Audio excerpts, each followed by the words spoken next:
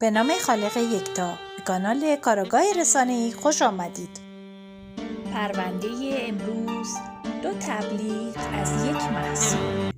کوکاکولا نماد جهانی سازی و سرمایه‌داری آمریکایی در برابر کواس نماد سنت و میهن پرستی و روسی بودن. کدوم یک از این 2 تبلیغ واقعیت رو میفروشه و کدوم یک رویا؟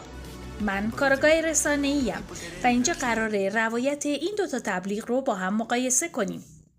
کارآگاه رسانه‌ای گزارش میده. پرونده امروز یک نبرد فرهنگیه که در قفسه سوپرمارکت‌ها جریان داره.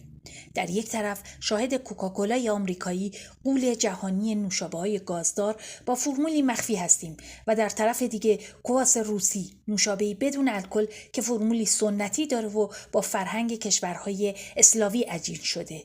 این 2 تبلیغ چی میفروشن؟ بیاین مدارک رو بررسی کنیم. خب به صحنه تبلیغ کوکاکولا دقت کنیم. تبلیغ کوکاکولا از یک موزه هنری در میان جوانانی از ملیت‌های مختلف شروع میشه. میبینیم که کوکاکولا میخواد از آثار هنری به نفع خودش استفاده کنه تا بتونه یه نوع خاطره و احساس نوستالژیک رو در مخاطب بیدار کنه. اینطوری که مخاطبش احساس کنه با یه اثر هنری روبرو شده، نه فقط یه تبلیغ. موسیقی متنم که شاد و انرژی بخشه. پیام اصلی این تبلیغ چیه؟ اشتراک گذاری شادی، اتحاد و لحظه حال که به عنوان نمادی برای لذت بردن در کنار هم دیده میشه. این مدرک نشون میده که کوکاکولا میخواد خودشون نه یه نوشیدنی بلکه پاسپورتی برای ورود به دنیای موفقیت معرفی کنه. انگار که با کوکاکولا خوردن میشه لحظات معمولی زندگی رو خاص و به یاد موندنی کرد. اما مدرک دوم، تبلیغ کواس روسی، اینجا صحنه کاملا تغییر میکنه. تعدادی از جوانای روسی رو میبینیم که دارن تو خیابون راه میرن و شعری رو با خودشون زمزمه میکنن. میگردیم و چیزی که مال خودمونه پیدا میکنیم. میگردیم و اولین میشیم. پیام این شعر چیه؟ اصالت و بازگشت به ریشه ها. خود نوشابه کواس هم یه رنگ طبیعی طلایی قهوه‌ای داره که تداعی کننده یه حس زمین، نون و اصالته. در حقیقت این نوشابه خودش رو نه یک نوشیدنی بلکه یک خاطره جمعی معرفی میکنه که پاسپورتی برای بازگشت به سوی گذشته اصیل روسیه. این نوشابه میخواد از جنس کالایی صرفاً تجاری بیرون بیاد و به نمادی احساسی فرهنگی تبدیل بشه. بنابراین تأثیر اون تو این تبلیغ فراتر از تنها خرید یک نوشابه است. خب حالا که مدارکمون رو بررسی کردیم، بیاین به سلاح اصلیمون یعنی کلمات برگردیم و نگاه دقیق تری به این 2 تبلیغ بندازیم.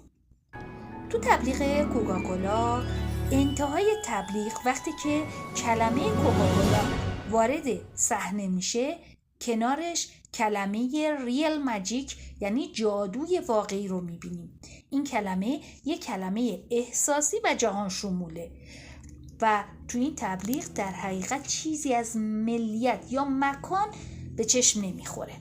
میتونیم این احساس رو تو تهران، توکیو یا هر جای دیگه‌ای تجربه کنیم که خود این روش یه نوع جهانی سازی نرمه. برگردیم به تبلیغ کواس روسی. در این تبلیغ بر ویژگی تخمیر دوگانه تاکید میشه، یعنی کلمه برودین که مشتق از فعل برادیت به معنی تخمیر کردنه. این کلمه در حقیقت 2 کنایه داره از روند تخمیر.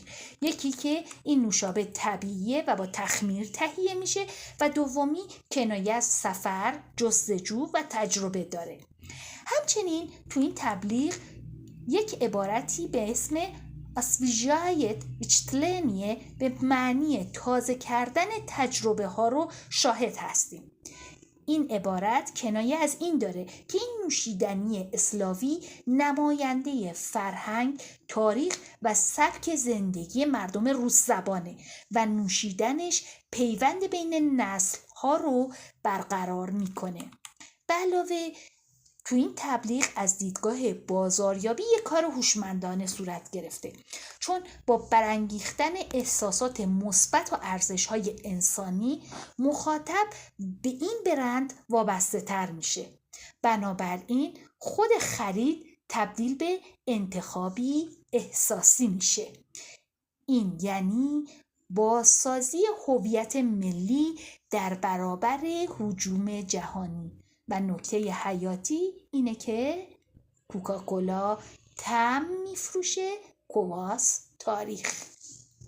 خب با بررسی این دوتا تبلیغ کوتاه میفهمیم که تو همین دوتا تبلیغ ساده دوتا استراتژی رسانه‌ای کاملا متضاد وجود داره و ما با یک جنگ تجاری ساده روبرو نیستیم، بلکه اون چی که میبینیم جنگ روایت هاست. کوکاکولا میگه بیا بخشی از قبیله جهانی شاد ما باش و فردیتت رو تو جمعیت ما حل کن.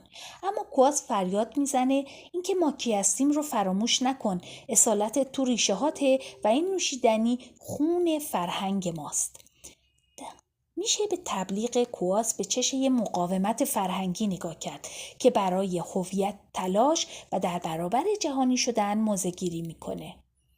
یکی از اونها آینده‌ای رو بدون مرز میفروشه و دیگری گذشته‌ای سرشار از هویت.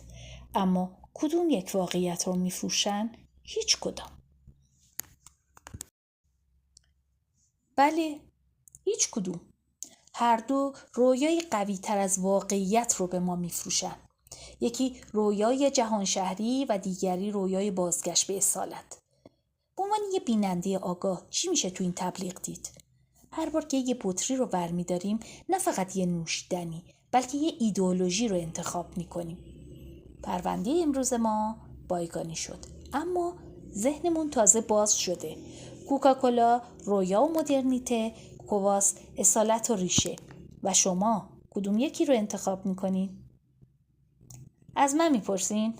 برای خوردن نوشابه فقط به طعم و مزه‌اش توجه کنید و ازش لذت ببرین. تحقیق ادامه داره. با کارگاه رسانه‌ای همراه باشید.